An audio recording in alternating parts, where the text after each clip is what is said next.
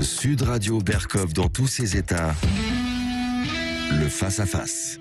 Et aujourd'hui, l'invité d'André Berkov est Alexandra Orion-Côte, qui est généticienne, ancienne directrice de recherche à l'INSERM et directrice de l'Institut de recherche Simplissima. Bonjour. Bonjour. Bonjour Alexandra. Bonjour Claude. Vous avez fait, on parlera ensuite de Hold Up et de votre intervention, mais surtout, je voudrais avoir votre avis de généticienne, d'experte, sur ce qui se passe aujourd'hui. Alors, on nous dit ce matin que le pic de l'épidémie est dépassé, on parle du confinement, on parle des médicaments qu'on va recevoir, on ne sait pas très bien s'ils ont des dommages collatéraux, etc. Dans cette espèce d'extraordinaire magma. Alors les uns sont traités de complotistes, les autres de menteurs. Un chat n'y retrouverait pas ses petits. Je voudrais juste qu'on fasse, parce que vous êtes une scientifique, vous savez, comment on peut aujourd'hui, à l'heure où on parle, résumer un peu la situation ? Alors, écoutez, en tout cas, merci beaucoup de me donner la parole aujourd'hui. Ça me semble fondamental pour plusieurs raisons. D'abord parce qu'on n'a pas entendu beaucoup de femmes scientifiques, à part celles du conseil scientifique, qui elles-mêmes sont très en minorité dans le conseil scientifique. Et je crois que nous avons un apport particulier. Sur Hold Up, je suis obligée de revenir d'entrée de jeu, excusez-moi. Oui, déjà pour vous déclarer que je n'ai aucun conflit d'intérêt dans tout ce que je vais dire. Et ça me semble quand même très important de toujours le repréciser. Vous n'avez pas de lien avec des laboratoires? Je n'ai aucun lien avec aucun laboratoire et aucun lien qui finalement me donnerait l'obligation d'une reconnaissance. En revanche, je suis extraordinairement choquée, bouleversée, émue par rapport au fait que on nous traite, que je suis traitée de complotiste. C'est très grave. Il n'y a qu'à lire la théorie des complots de Michael Mussolino pour les nuls et de comprendre ce qu'il y a derrière le mot complot. La dernière fois que des gens se sont fait accuser de complot, c'était en 1946. C'était au procès de Nuremberg. Je ne sais pas si vous imaginez ce que ça représente pour moi d'être traité de complotiste. C'est au-delà de l'ignominie, c'est au-delà de la diffamation. C'est juste intolérable d'employer ce mot sans connaître l'histoire. Donc effectivement, en plus, en l'occurrence, c'est un sujet un peu personnel au niveau de mes ancêtres qui se sont battus pour justement défaire toutes ces ignominies. Alors cet amalgame est juste insupportable. Donc déjà, ça me semble vraiment... ne prononcez plus ce mot devant moi.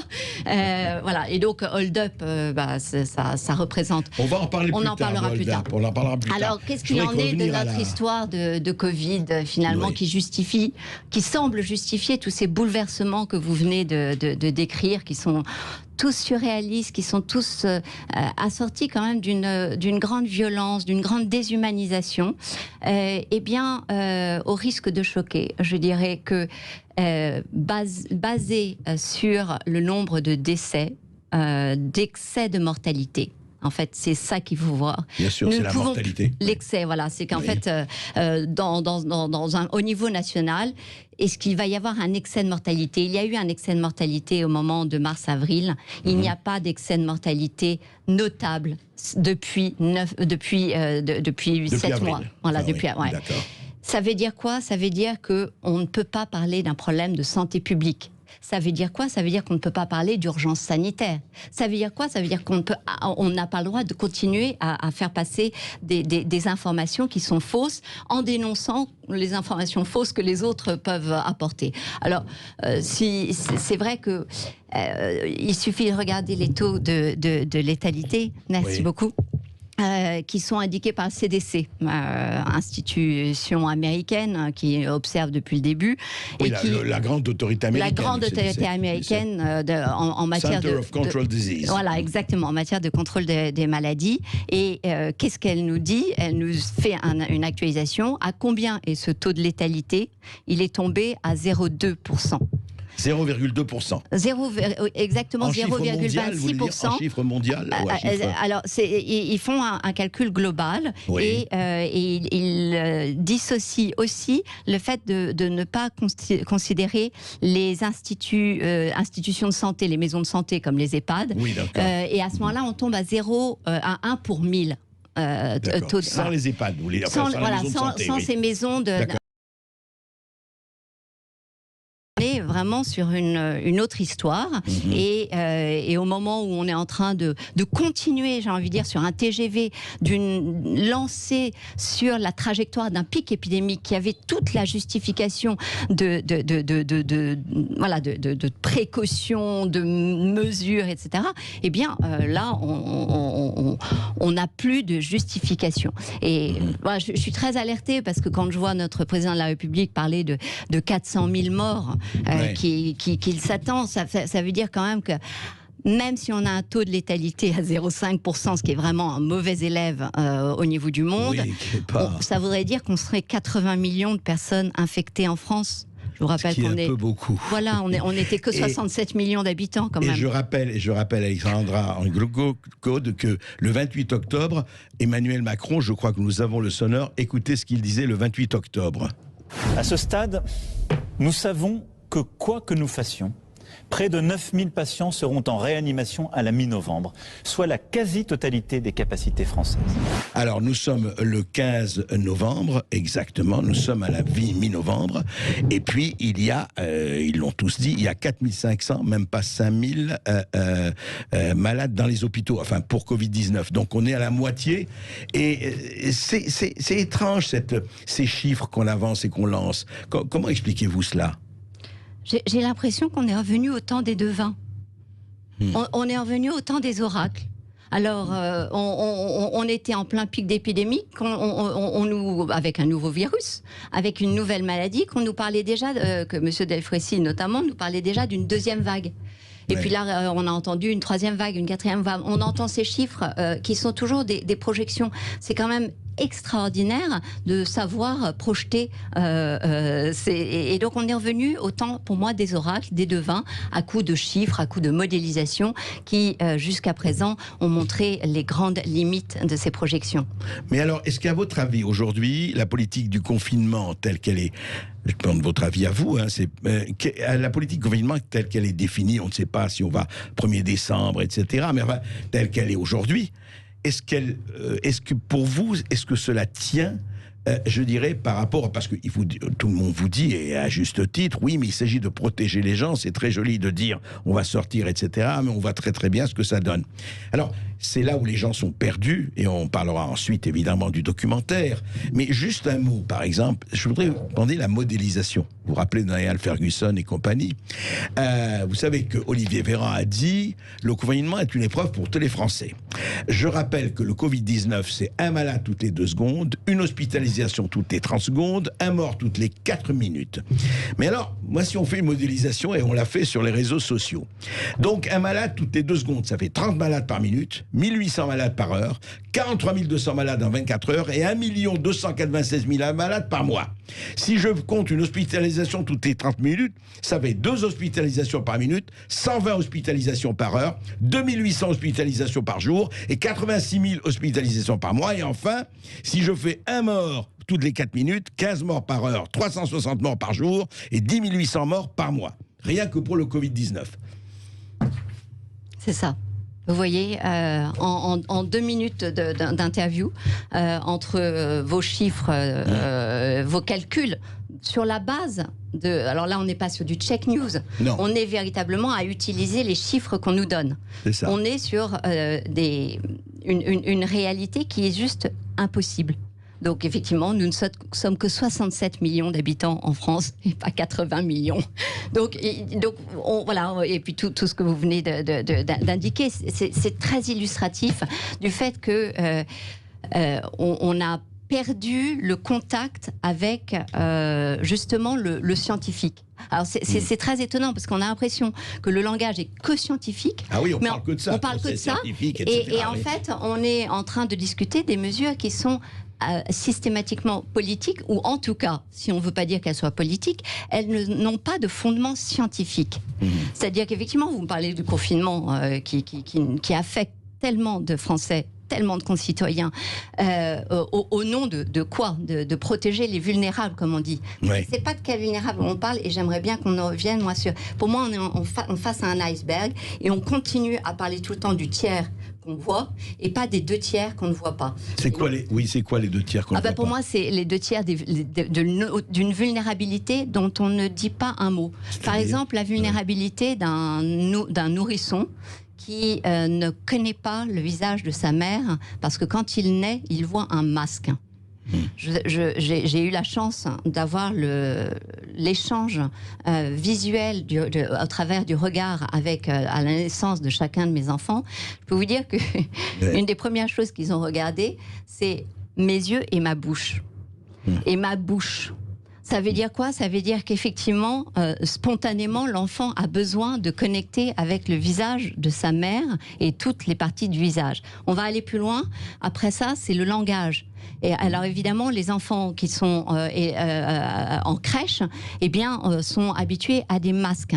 Comment voulez-vous qu'ils identifient le son qu'ils entendent? C'est comme de la musique, véritablement, avec le phonème, avec l'articulation. Ils ne peuvent pas. Ils sont en train de louper des fenêtres d'apprentissage dont on ne mesure pas les conséquences. Les vulnérables, c'est qui? C'est aussi ces enfants qui apprennent, après avoir appris à parler, qui apprennent à lire. Et qui, pour lire, vous avez besoin de voir l'articulation, vous avez besoin de faire voilà. Et puis, on peut continuer ainsi. Tout le faisceau qui me permet de savoir si vous êtes content ou pas, donc d'expression, d'expressivité qui leur est occultée. Donc, toute cette vulnérabilité, qui est-ce qui en parle? Personne n'en parle. Mais comment est-ce qu'on peut construire un monde où on accepte, parce que j'ai plus de 50 ans, parce que j'ai plus de 60 ans, parce que finalement j'ai 86 ans, âge moyen du Covid, c'est-à-dire supérieur à l'espérance de vie des femmes, et bien entendu bien supérieur à celle des hommes, bien sûr. On justifie toutes ces mesures, toutes pour moi, ces vulnérabilités, et on les sacrifie sur l'autel de... il faut que le virus arrête de circuler. Et donc, en fait, pour revenir à votre question, c'est très intéressant. C'est qu'en fait, on se rend compte que, si on parle d'oracle, de devin, c'est qu'en fait, on est en train de revenir sur des mesures philosophiques. On est sur de la philosophie. On s'imaginerait, on aurait avidisé qu'on aurait un monde sans Covid. Et alors, pour faire ce monde sans Covid, on dirait qu'on mettrait toutes ces barrières qu'on met entre les enfants et leurs parents, les parents et les grands-parents, etc., etc.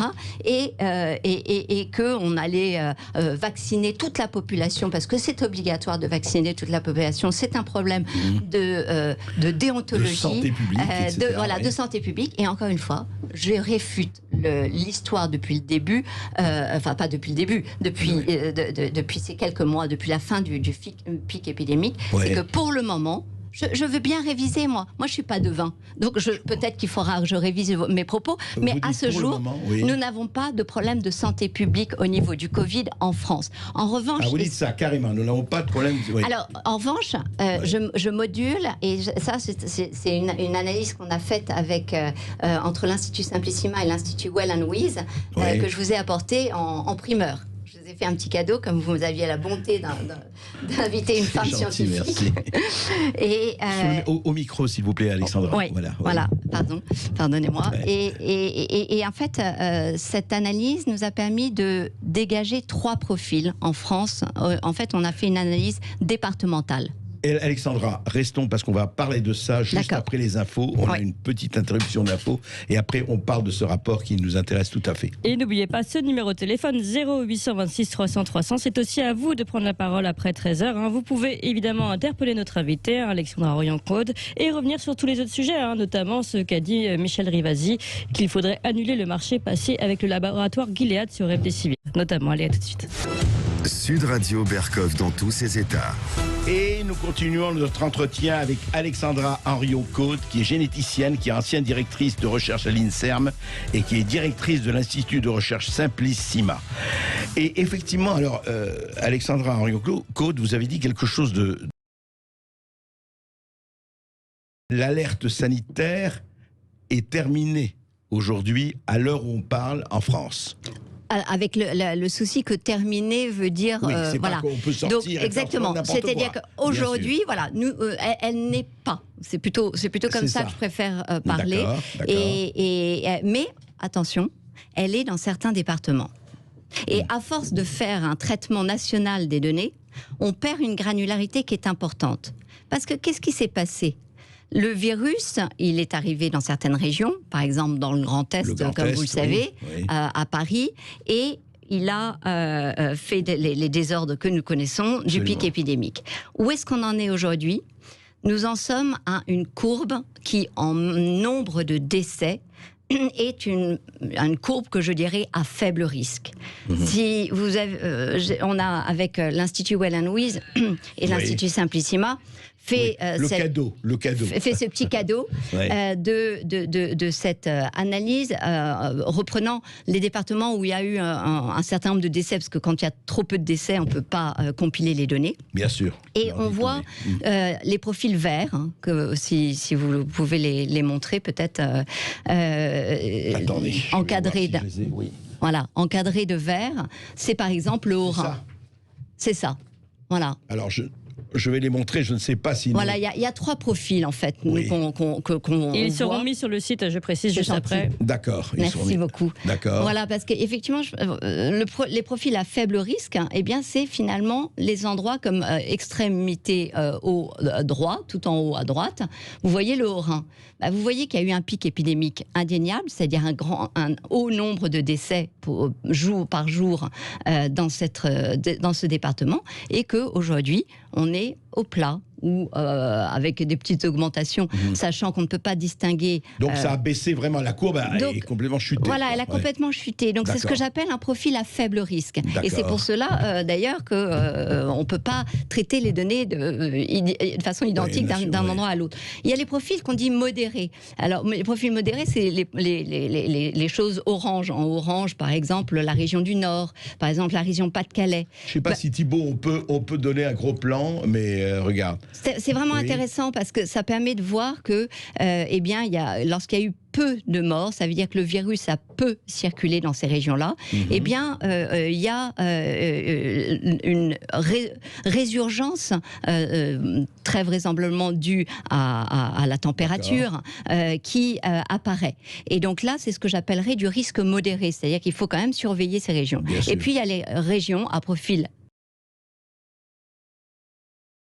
Le virus n'a pas du tout circulé. C'est par exemple le Vaucluse, le Bouches-du-Rhône. Où il risque de circuler, là. Et donc là, on voit qu'il commence à circuler. Il n'a pas circulé auparavant. Et alors, qu'est-ce que ça veut dire ? Ça veut dire des choses très encourageantes. Ça veut dire que finalement, on voit la même chose qu'on a vu aux États-Unis et on voit la même chose qu'on a vu en Suède. Qu'est-ce que c'est ? C'est que quand le virus circule, une fois que le virus a largement circulé, on bénéficie d'une configuration où finalement le Covid n'est plus une menace d'excès de décès. Et ça, c'est ce qu'on voit effectivement dans les profils que que nous disons à faible risque, qui sont ces profils verts. Ce que vous dites, Alexandra Orion-Code, c'est que vous dites qu'il faut régionaliser, la chose. L'attention, exactement. Voilà, donner les moyens aux hôpitaux qui vont être confrontés à ce premier pic épidémique. Parce que qu'est-ce que ça veut dire ? Ça veut dire qu'on est sur une population naïve qui n'a pas rencontré, vous voyez, le Vaucluse. Si on regarde en en particulier, on était au pic à 2 morts jour. Donc, qu'est-ce que vous voulez 2 morts jour? Ça veut dire que après, c'était le confinement. Puis, ça n'a pas circulé. Aux autres maladies, bon. Voilà. Donc en fait, on voit qu'avec ce confinement, on a finalement mis l'été noir dans les régions, et donc en fait, on a retardé.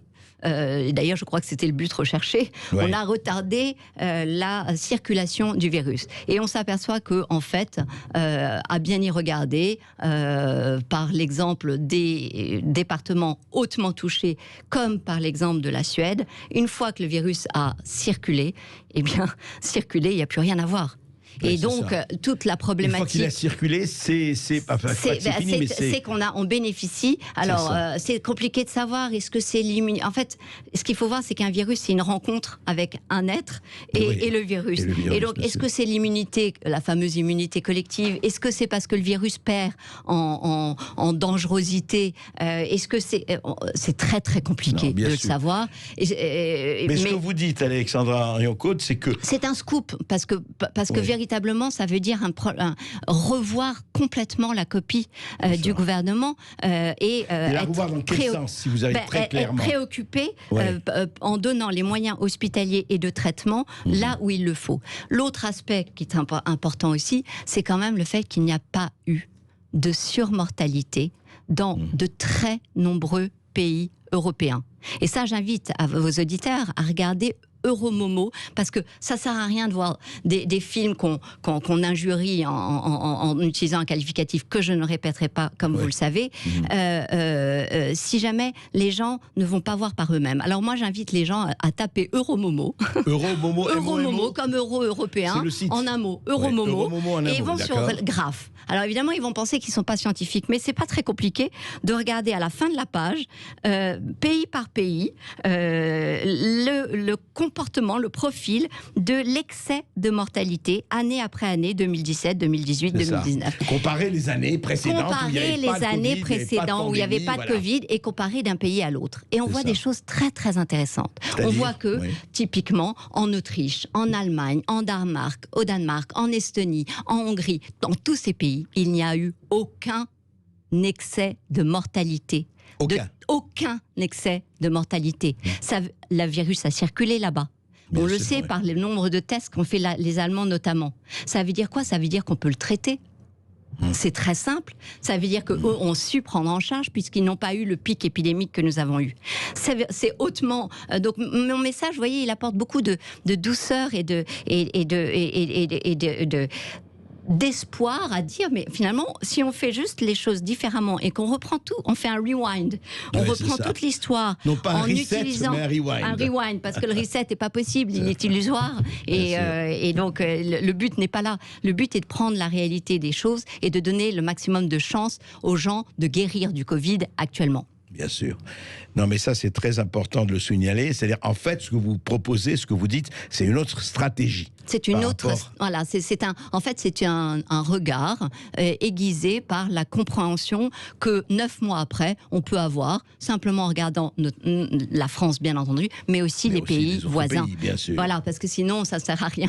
Et alors, comment vous expliquez-vous, alors j'aimerais avoir votre ressenti, Alexandra Claude, que les esprits, et depuis le début, que ce soit sur tel ou tel protocole à Marseille, que ce soit sur telle ou telle étude du Lancet et de l'étude de Discovery Recovery, je ne veux pas qu'on revienne là-dessus, on ne va pas refaire l'histoire, mais simplement pourquoi, dans cette histoire-là, on est arrivé à un tel degré d'échauffement.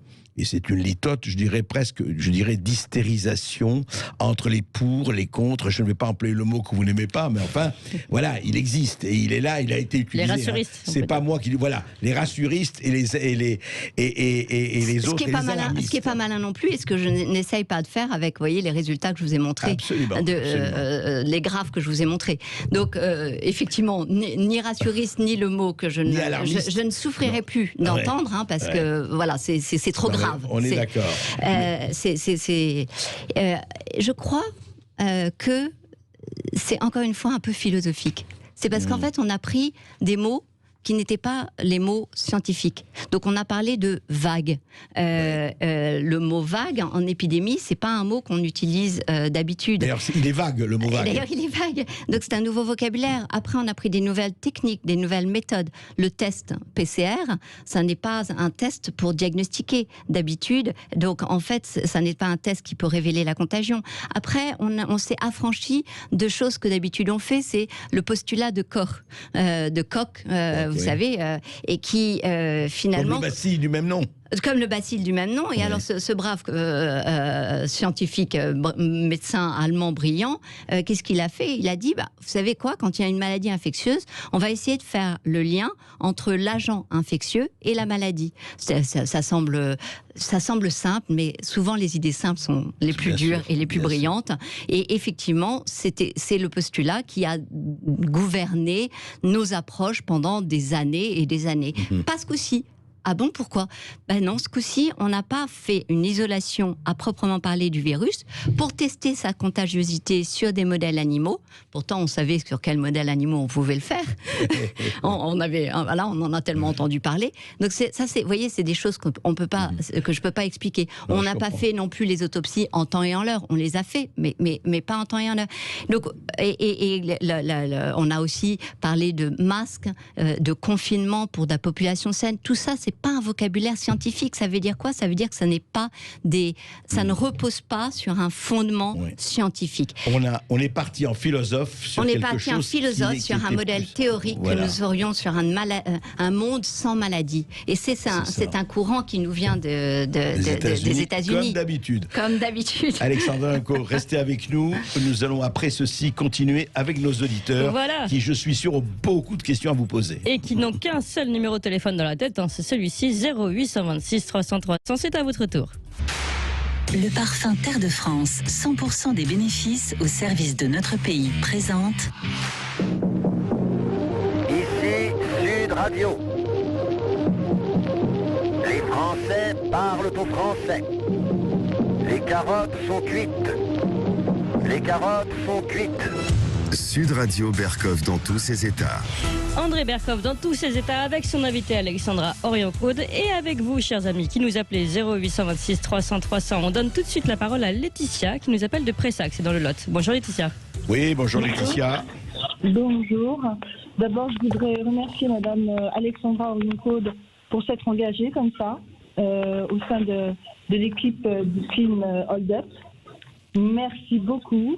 J'espère que ce film va éveiller beaucoup de consciences qui sont trop endormies encore. Voilà. Et en fait, je voulais savoir, j'avais une question pour vous, Monsieur André Berkov. Oui. Alors, à savoir, avez-vous déjà invité Monsieur Pierre Hilard?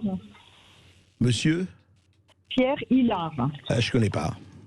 Alors là, je vous invite à inviter cette personne, voilà, qui est un petit peu... À savoir qu'il a décrypté la couverture de The Economist. Oui. Pangolin quelque part et des gilets jaunes ailleurs, oui. Ouais, non, mais enfin, Et en fait, c'était pour rebondir sur ce que disait Madame Alexandra Orion-Claude, à savoir que non seulement sous couvert de philosophie et de théorie qui viendraient des États-Unis, on est plutôt gouverné, je pense, par un courant d'ésotérisme. Et je ne mâche pas mes mots. Quand on entend notre président de sa République qui nous sort la bête, on se dit mais on est dans quel monde là? Moi je suis assez cartésienne et j'avoue que là je suis quand même tombée des nues. Vous voyez, c'est pas des termes qu'on emploie déjà dans la situation où on se trouve. Et moi je n'oublie pas son intronisation devant la pyramide du Louvre. Voilà, c'est tout. Avec ces symboles, je trouve ça complètement dingue. On est gouverné par des tarés, quoi. Voilà, c'est tout ce que j'ai à dire. Bon, écoutez, c'est votre opinion et vous avez tout à fait droit à votre opinion. Et d'ailleurs, on la répercute. Allez, on continue. On va donner la parole à Yvette qui nous appelle de Perpignan. Bonjour Yvette. Bonjour. Oui, bonjour Yvette. Bonjour André, bonjour la dame, mais c'est pas la dame que je vais poser une question, dommage. Elle voudrais, depuis j'entends toujours parler des magasins, mais qui est-ce qui a permis aux grandes et moyennes surfaces d'ouvrir le dimanche matin? Qui est-ce qui a permis aux moyennes et grandes surfaces d'ouvrir les jours fériés? Ça permettrait à tous les petits de travailler. Pourquoi maintenant ils sont ouverts tous le dimanche matin? Ah bah écoutez, il faut demander au prince qui nous gouverne pourquoi ils l'ont fait. Pas seulement celui-là d'aujourd'hui, mais ceux d'hier aussi, hein, comme vous le savez. Oui, parce que j'entendais... Non, c'est ouvert depuis peu. Depuis peu, ça fait qu'1 an que tout ça, ça ouvre. Ouais. Et là, j'entendais des maires qui disaient oui, comment ça se fait? Il fallait pas les laisser, les grandes et moyennes surfaces. Ils se gavent assez la semaine, avec tous les trucs qu'ils ont en plus, voilà. Et deuxièmement, je voulais vous parler un peu du terrorisme, parce que vous parliez des militaires, là. Oui. Bon, moi, je vais redire ce que j'ai dit déjà. Quand José Bové voulait pas d'OGM, il brûlait à McDonald's, enfin il cassait à McDonald's. Oui. Quand les véganes ne veulent pas de viande, ils cassent les boucheries.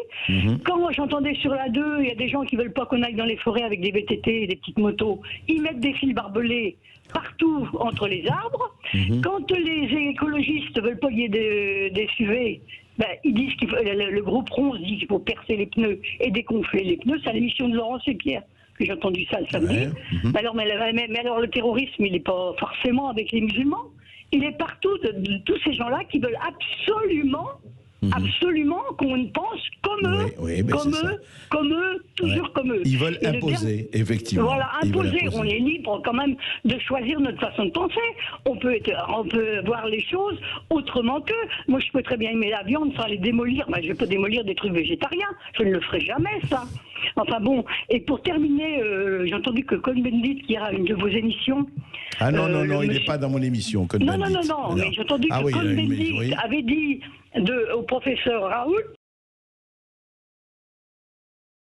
je suis sur le cul, parce que Cohn-Bendit, moi j'étais là en 68, je peux dire qu'il s'est conduit comme une couille molle, hein, puis il nous en a fait des... ça balance. Si, comme une couille molle, il nous en a fait des trucs nuls, et maintenant il va se permettre de juger un professeur qui avance des arguments, ça c'est pareil, les siens, peut-être, mais on n'a pas à faire ça. Yvette, je vous rappellerai l'immortelle phrase de Courteline, passer pour un idiot aux yeux d'un imbécile est une volupté de fin gourmet. Ah oui, voilà. Parce que je vous vois entrer sur LCI, et vous êtes déjà avec Cohn-Bendit. Je vais te dire, je lui dis, qu'est-ce que c'est que ce type-là? Excusez-moi d'être vulgaire, mais franchement, c'est le monde à l'envers. Hein. Non, mais ce que je retiens, mais on s'en fout. C'est pas notre problème. Ce qui compte, si vous voulez, c'est ce que vous dites, et vous avez tout à fait raison, Yvette, c'est que chacun doit, dans le territoire de sa vie et de ses préférences, faire ce qu'il a envie de faire, et on n'a pas, sous prétexte qu'on est contre telle ou telle chose, on n'a pas à le démolir et à le casser. On est tout à fait d'accord, Yvette, et il faut défendre ça à mort, vraiment. Allez, continuez de nous appeler, de pousser vos coups de cœur ou vos coups de gueule sur Sud Radio 0826 300 300, et n'hésitez pas aussi à venir poser quelques questions à notre invitée Alexandra Orion-Caude. À tout de suite. Sud Radio Berkov dans tous ses états. André Berkov est toujours avec son invité, Alexandra Orion-Caude, généticienne, ancienne directrice de recherche à l'INSERM et directrice de l'Institut de recherche Simplissima. Et vous aussi, vous nous appelez 0826 300 300. On donne tout de suite la parole à Philippe, qui nous appelle de Seine-et-Marne. Bonjour Philippe. Oui, bonjour Philippe. Oui, bonjour Monsieur Berkov, bonjour Madame Alexandra Orion-Caude, c'est ça votre nom de famille? D'accord. Écoutez, moi je vous écoute depuis votre début de votre émission, très intéressant. Je ne vais pas dire le mot que la dame n'aime pas entendre, et je peux la comprendre. Moi, je dois faire partie de ces gens-là. Je voulais revenir sur l'histoire du vaccin, parce que j'écoute ça avec grande attention sur le début de votre émission. Oui. Et puis, je vais vous dire encore une fois, comment voulez-vous que nous, les simples citoyens, qui sommes les derniers de cordée, les derniers de corvée, appelez-nous comme vous voulez, les illettrés, les analphabètes, les sans-dents et les gens de rien, c'est ça. Vous savez, tous les princes qui nous gouvernent depuis X temps, qui nous insultent et passent leur temps à nous insulter. Quand on vote pour eux, on a bien voté, puis quand on vote pas bien, on est des populistes, on est des gilets jaunes, on est des abrutis arriérés, etc. Mais bon, ça c'est autre chose. Heureusement, j'ai mes convictions pour moi, et au moins je peux me regarder dans une glace. L'histoire du vaccin, j'écoute ça attentivement, mais alors là, s'il n'y a pas encore une preuve où on se demande à qui profite le crime, je dis pas qu'il ne faudra pas se vacciner, mais là pour l'instant, comme toute cette histoire au Covid, On n'y croit plus, on croit plus à rien, on sait pas qui dit vrai. Alors ceux qui sont pas médecins se permettent de... Alors je prends des exemples. Ouais. Barbier qui dit qu'il faut quasiment une attestation de vaccination. Il n'est pas médecin ce con, mais il passe son temps à nous faire chier. Des médecins qui font partie affiliés à des labos, Karine Lacombe, Gilead. L'Europe, pour qui j'ai pas voté, moi. La Commission européenne, c'est pas moi qui l'ai élu. On achète des millions de doses de remdesivir. Ça coûte un pognon de fou. Un pognon monstre, un pognon de dingue, comme nous dirait notre président de la République. Et on s'aperçoit que ce médicament, il marche pas. Il serait même plutôt nocif. Et là, on est déjà en train d'acheter des doses de vaccins, de passer des contrats avec des laboratoires qui n'ont même pas encore sorti le vaccin. Non, mais à un moment donné, il faut arrêter. Mais où sont, à qui profite de... Moi, je ne comprends pas les gens qui nous gouvernent. Enfin, si, je les comprends. Mais à un moment donné, comment voulez-vous que nous, simples citoyens, on croit en ce qu'ils nous disent à longueur de journée? Comment voulez-vous qu'on soit serein? Moi, ce que je vois aujourd'hui, c'est que mon pays, il est à terre. Mon pays, il est à terre. Il y a des pays comme l'Allemagne, aujourd'hui, s'en sortent. Ils sont plus cons que nous. La Suède, ils sont plus cons que nous. L'Asie, le TF1, hier, fait un reportage. Wuhan. Apparemment, ils vont en boîte de nuit. Ils font la fête. Il n'y a plus de virus là-bas. Mais on est des tarés. On est des tarés. Et nous, on est des petits moutons.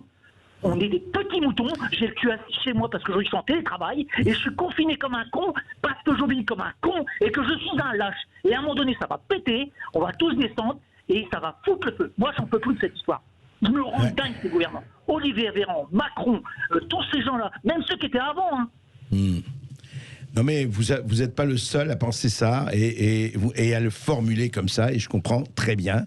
Après, Alexandra, c'est vrai, regardez là, ce que vient de dire Philippe, c'est vrai qu'on l'entend beaucoup, sous des aspects divers, des mots divers, mais il y a quelque chose d'assez terrifiant, et c'est vrai qu'on peut se poser.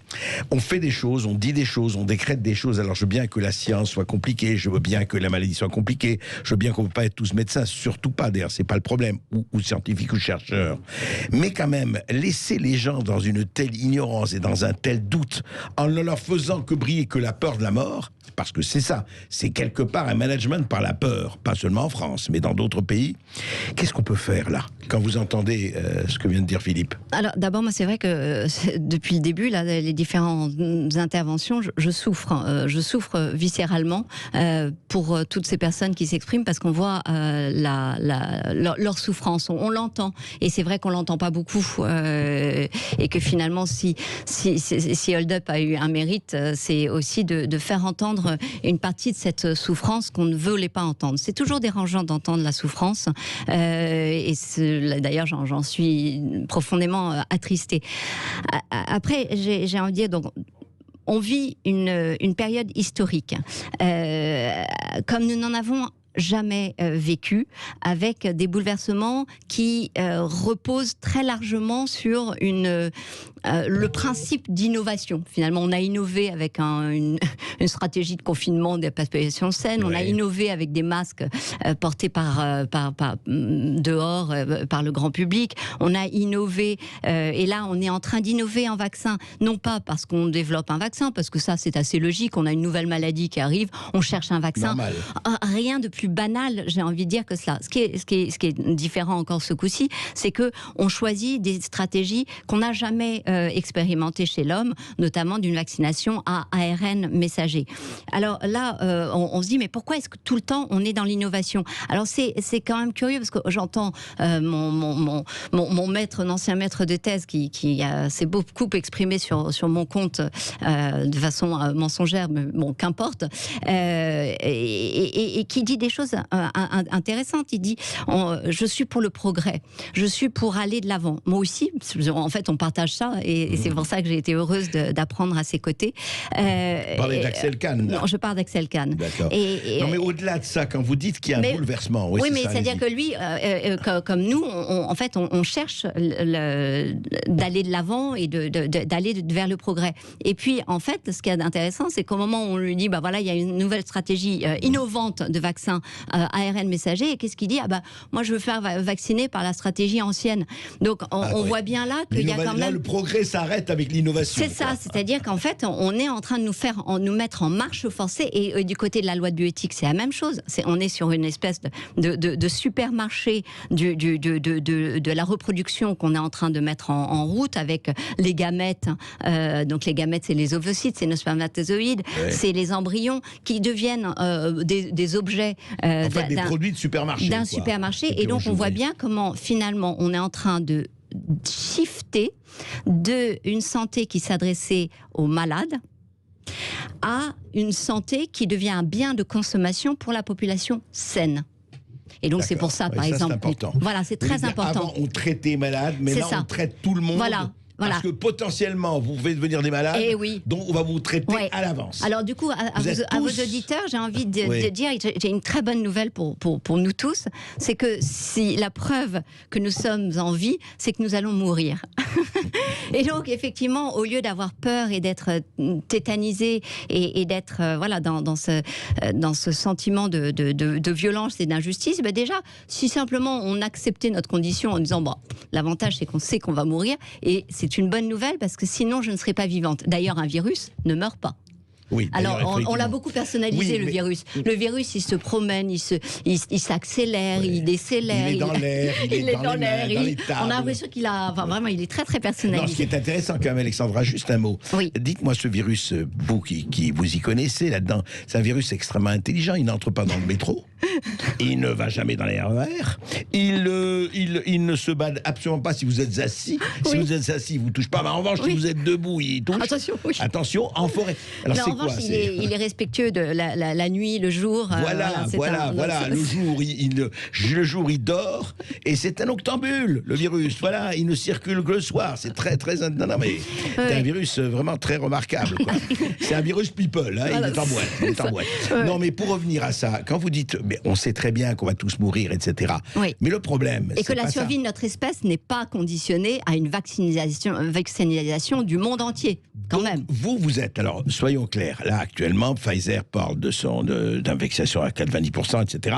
Est-ce que franchement, là actuellement, tout se passe comme si on nous confine en attendant le vaccin? Vous en pensez quoi, vous? J'espère pas. J'espère pas que ce soit la justification.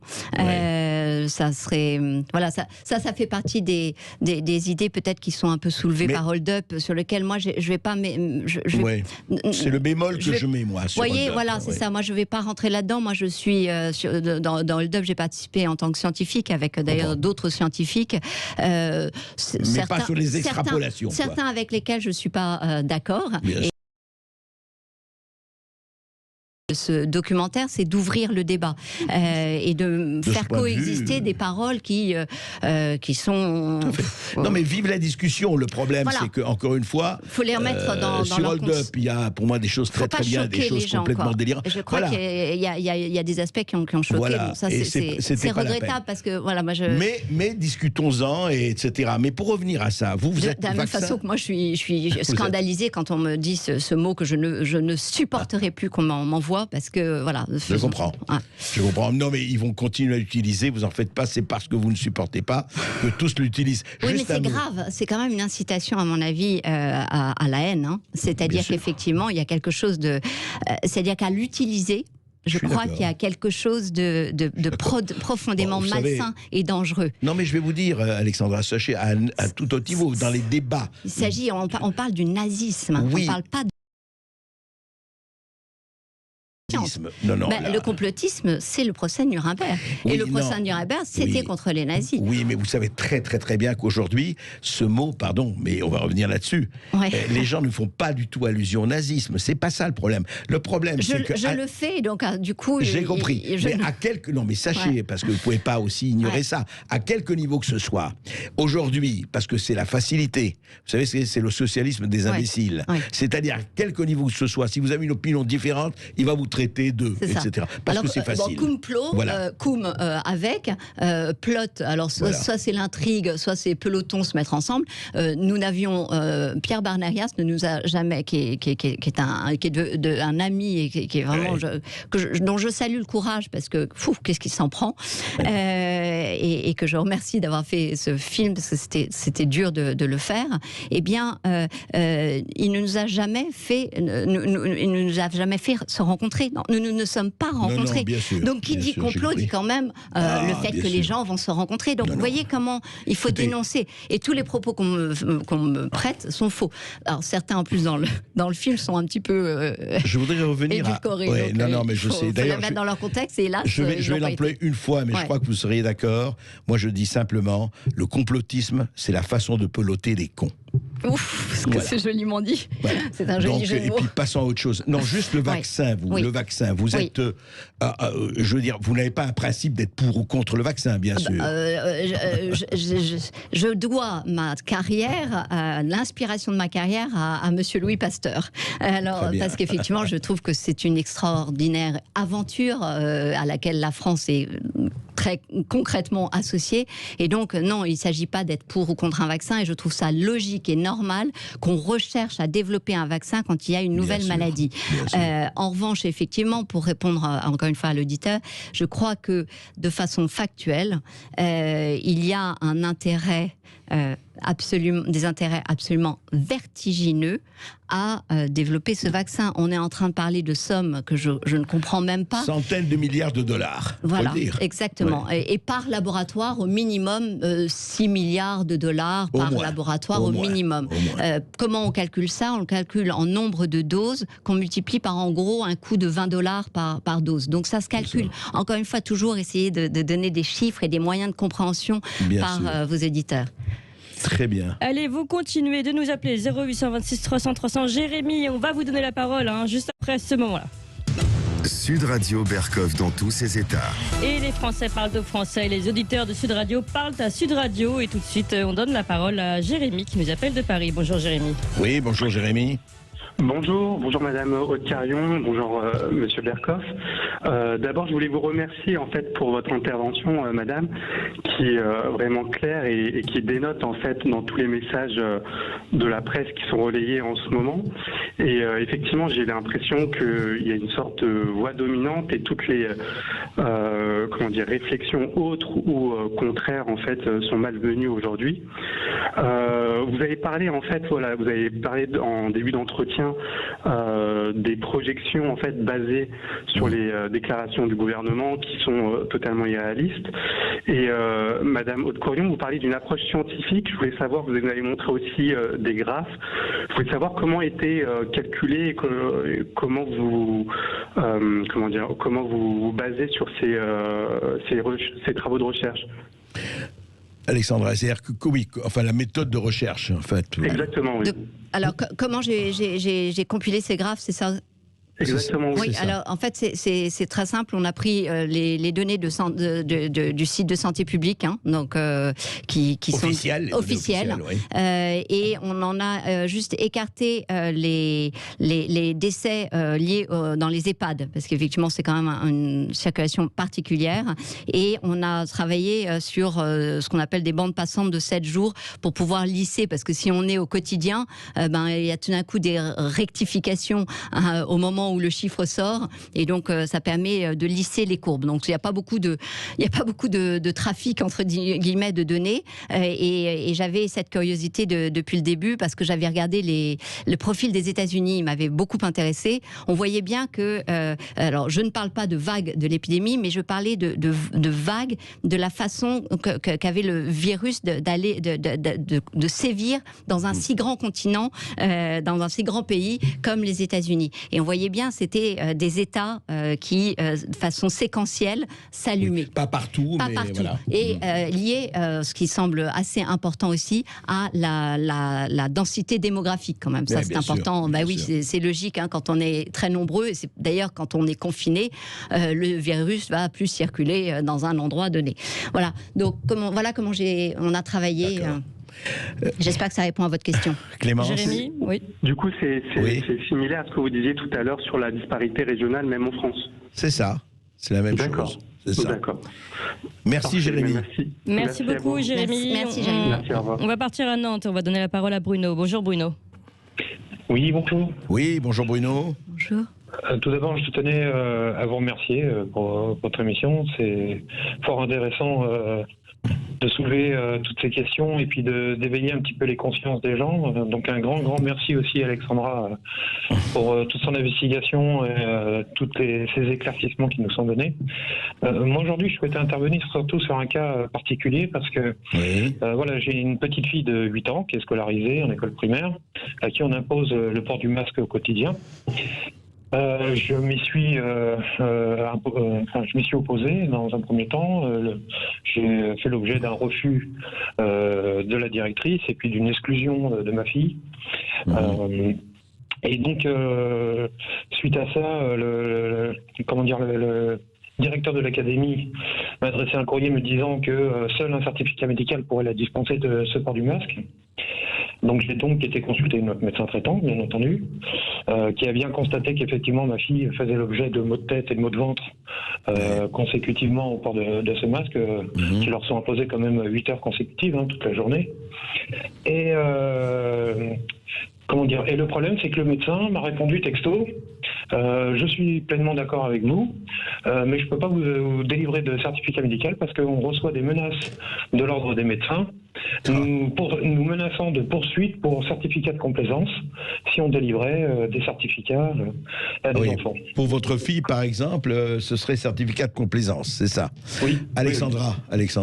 Oui, c'est tout le problème des généralistes actuellement et qui sont l'objet d'une traque invraisemblable. Alors, en ce qui concerne déjà le port du masque par les enfants, je crois qu'il leur sont donnés 7 masques lavables en début, pas par jour, par semaine, moi, ce que j'ai entendu. Par semaine, un masque par jour. Voilà, ce qui pose un problème parce que, comme l'a dit votre auditeur, on est en train de parler d'un port pour 8 heures. Or, ça veut dire qu'il n'est pas changé tous les 3-4 heures. Donc là, j'alerte déjà quand même nos autorités en disant déjà cette mesure est discutable puisque effectivement. Il faut changer mais tous alors les 3 en plus, là, on est dans un non-sens. Maintenant, pour revenir sur les généralistes, ils sont pris en otage. Ils sont pris en otage et là, ça s'accélère puisque on leur propose de faire des tests antigéniques avec, selon le résultat. On va encore me dire que le mot que je ne veux pas, mais c'est tout ce que je dis est évidemment documenté. Je vous laisserai les documents après. Si le test antigénique est négatif, ils sont remboursés à 46 €. S'il est positif, ils sont remboursés avec une majoration de 30 €. C'est-à-dire 76 €. Ça, c'est sûr, ça. Ça, c'est sûr. Vous voulez dire, s'ils font des tests. Ça veut dire que, voilà. Alors, donc, du coup, je vous prends, je fais un test. Donc, effectivement, je reçois 46 € pour faire le test antigénique. Si jamais il est négatif, si coup de bingo, il est positif, c'est 30 € supplémentaires. Pourquoi ? Parce que comment on les justifie, ces 30 €? C'est parce que du coup, je vais vous poser plein de questions qui sont de recenser les personnes avec qui vous partagez votre vie dans votre domicile. Je vais identifier les personnes contacts dans votre entourage. Je vais saisir ces données dans un téléservice contact et donc ça prend beaucoup plus de temps. Et surtout, je vais dans un domaine d'acquisition de vous qui a jamais été atteint précédemment. Voilà. Donc ça pose toute la question du rôle des généralistes. Et pareil, quand ils veulent prescrire, la liberté de prescrire, on a vu comme c'était un problème. Quand même, ils sont très nombreux. Ils sont très nombreux à avoir remarqué que la prescription d'antibiotiques précoces, avec ou sans zinc, mais mieux avec du zinc, donnait des résultats formidables. Bon, ils n'ont rien découvert de fantastique. Nous, en mucoviscidose, on donnait déjà ces macrolides à des patients infectés de virus. Donc en fait, il y a cette dimension que certains antibiotiques ont un rôle antibactérien, mais aussi antiviral. Voilà, donc voilà pour répondre à votre auditeur. Oui, d'accord. Non, il faut bien dire quand même pour les généralistes, parce que certains nous ont écrit, c'est que ce n'est pas une espèce de pourboire, enfin c'est pas 30 € de plus, c'est parce que ça leur demande un travail supplémentaire. Absolument. C'est pas une arnaque. Non, il faut bien mais dire. sur lequel des questions éthiques ont toute leur importance, absolument. Toute leur importance. Parce qu'effectivement, ce n'est pas juste un travail de soins ou de prise en charge thérapeutique ou d'explication de soins. C'est un travail d'enquête et de surveillance. C'est ça. C'est ça qui est un petit peu dérangeant. Hein. Ouais. Allez, on va aller rester à Nantes et cette fois-ci, on va donner la parole à Axel. Bonjour Axel. Oui, bonjour Axel. Bonjour Monsieur Berkoff, bonjour Madame Marion Code. Tout d'abord, merci à vous Monsieur Berkoff d'inviter des gens comme Madame Code, comme Monsieur Perron. Ah ben oui, on le fait, on continuera. J'espère, parce que ça fait du bien d'entendre des gens comme ça qu'on n'entend pas sur le mainstream. Justement, je viens sur le sujet du vaccin, parce que apparemment on va avoir un vaccin qui va être développé d'ici janvier. Alors moi j'ai deux questions au sujet de ce vaccin. Comment est-ce qu'il a été fait? Parce que moi de mémoire, un vaccin ça met 10 ans à se faire pour qu'on puisse tester les effets secondaires et tout ce qui s'ensuit. Donc soit il a été fait en amont, soit la deuxième solution, c'est qu'on va se mettre en circulation un vaccin qui n'est pas testé et dont on ne connaît pas les effets sur la population future. Allez. Oui, Alexandra. Oui, oui, vous soulevez un point tout à fait critique. Vous avez raison de dire que normalement, un développement de vaccin, ça prend facilement 12 ans. Vous avez raison de voir que nous sommes en une phase accélérée. C'est ce que j'ai aussi essayé de dire dans le film et qui a été coupé malencontreusement dans Hold Up, où je disais qu'en fait, c'était des phases track, des phases 3 accélérées. Donc, c'est comme si on les supprimait. Du coup, c'est devenu, on les supprime. On est quand même en fast track, on fait des phases 3 de développement, n'empêche qu'on fait sur des stratégies jamais utilisées. Et ces stratégies ont pour différents problèmes. C'est que il y a déjà un problème de vaccination, vaccins développés sur le MERS, sur le SRAS, sur les VRS, qui n'ont jamais abouti. Pourquoi ils n'ont jamais abouti? Sur le sida non plus d'ailleurs. Et sur le sida non plus, vous avez raison. Et pourquoi ils n'ont jamais abouti? C'est parce que, alors pour le sida je ne sais pas, mais sur SARS, MERS et VRS définitivement, c'est parce qu'ils sont à risque de développer un emballement de votre système immunitaire au niveau de la réponse de la production d'anticorps. Et c'est pour cela qu'en fait, ça a pris 12 ans pour les développer et qu'au final, ils n'ont jamais été approuvés.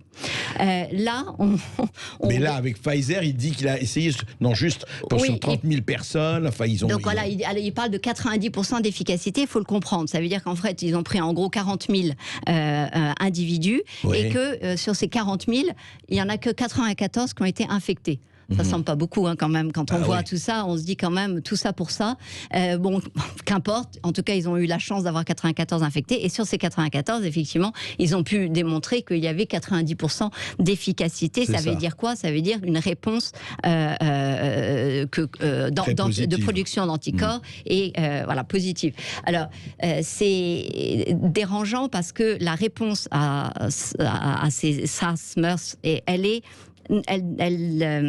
met en jeu non seulement possiblement la production d'anticorps quand vous avez une forme sévère, mais aussi l'immunité cellulaire, c'est-à-dire simplement une réponse qui ne va pas forcément déboucher sur la production d'anticorps. Donc on voit bien là que finalement il y a peut-être une question à se poser, et d'ailleurs des scientifiques se la posent. Je vous ai parlé de cet article fantastique qui dit il faut faire du consentement informé du risque d'emballement du système d'anticorps. En fait, vaccin très très bien, mais il faut être informé, il faut être vigilant, il faut qu'ils nous disent tout. Oui. Avant de... Oui, et puis qui dit ARN dit quand même modification épigénétique potentielle, c'est-à-dire transmissible de génération en génération.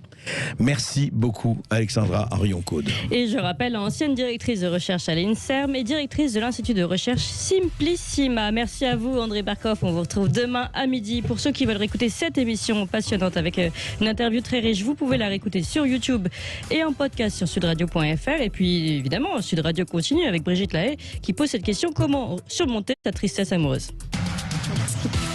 Sud Radio Berkoff dans tous ses états, midi 14h. André Berkoff. Avec le parfum Terre de France, 100% des bénéfices au service de notre pays.